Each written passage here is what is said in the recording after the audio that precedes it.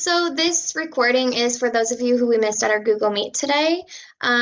We did a presentation on the Black Lives Matter movement, and we learned a little bit about some history. So this is for those of you who did not get to hear this information at our Google Meet today. I miss all of you, and I hope you are all well, and that you are reading lots of books and staying healthy, okay? So understanding the news and taking a stand, Black Lives Matter. Now, this is a phrase that many of us have been hearing in the news, and we're going to talk a little bit more about that and what that means. What is actually going on? Part one. For many years, Black people have been fighting to be treated equally. First, there was slavery, where Black people were stolen from their lands, sold, and forced to work on white people's farms. They did not receive any money for their work and were treated very poorly.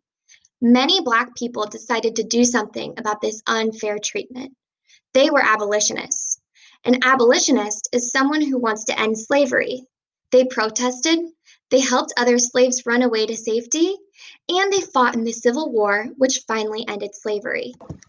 And I also will link a book in Google Classroom that is read by another teacher or person about Harriet Tubman. And she was an abolitionist who was a conductor on the Underground Railroad, and it tells this book tells you a little bit more about her story and what she did and the amazing things that she did to help people escape slavery. What is actually going on? Part two. Once slavery ended, the fight for justice and equality was not over. Black people were still treated unfairly, especially in the South. Segregation was part of the law. Segregation meant white people and Black people could not eat together, go to school together, or sit on buses together. There were also other very bad laws that were very harmful to Black people. These laws were called Jim Crow laws. Enough was enough. Black people were tired of being treated differently, so they started the civil rights movement to end segregation and Jim Crow. Some of the most famous leaders from the civil rights movement are Martin Luther King Jr. and Rosa Parks. But the fight for justice is still not over. Some people are still not treating Black people fairly. There are people being racist towards Black people. A racist is a person who believes some people are better than others just because of the color of their skin. Other people are being prejudiced against Black people. Being prejudiced means believing negative things about people without knowing if they are true. And again, I will link some books in Google Classroom for you to listen to about some of the history that we see on this page. So I highly encourage you all to take the time to listen to those. We did not get the chance to listen to those at our Google Meet today. Unfortunately, we ran out of time.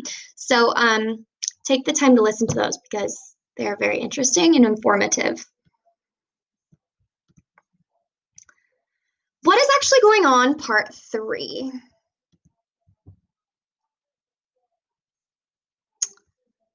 Racist and prejudiced thoughts can be very dangerous. While not all police officers are bad, in many different cities around the country, racism and prejudice have caused some police officers to treat Black people very violently. Other times, some white people have beaten up Black people just because they are Black. Sometimes these Black people have become very hurt, but other times they have died. The Black community does not want racism and prejudice to exist anymore. They want people to stop hurting them just because they have dark skin.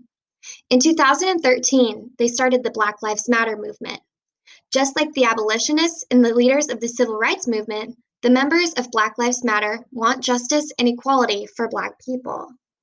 Using the examples from the Black leaders of history this past week, and even now people across the country are protesting recent violence against George Floyd, Ahmaud Arbery, and Breonna Taylor. People of all colors and backgrounds are protesting with the Black community to end racism, prejudice, and violence against Black people so they may feel safe in this country.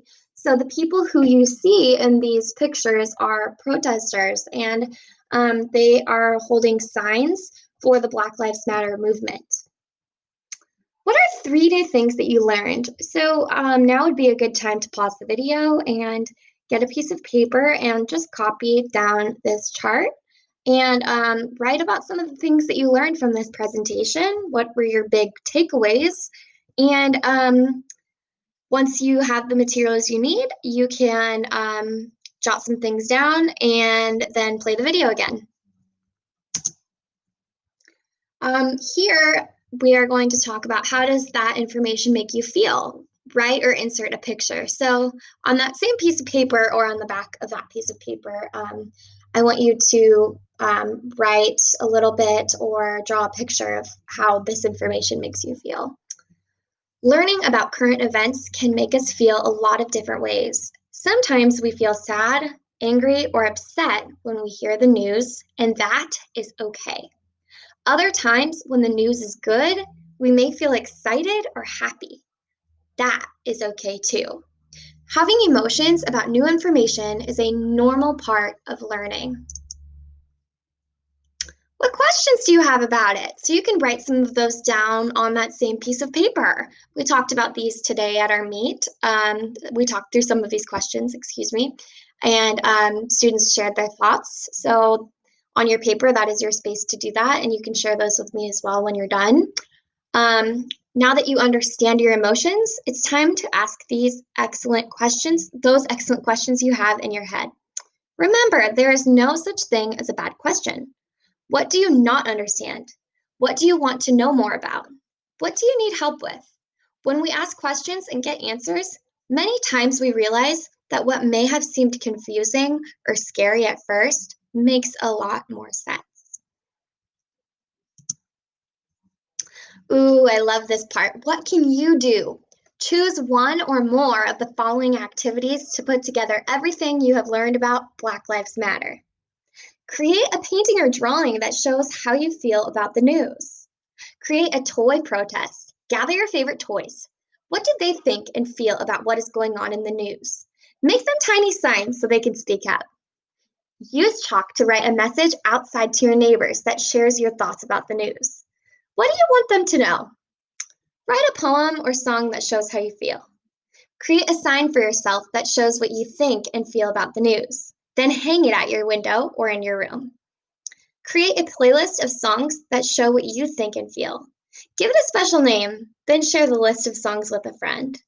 So take a picture of yourself or have somebody take a picture of you doing something on here and share that with me, and I will share that on our Class Dojo. That is all for today, my friends. I am thinking of you, and I look forward to seeing you all next week. Okay? So please reach out if you need anything.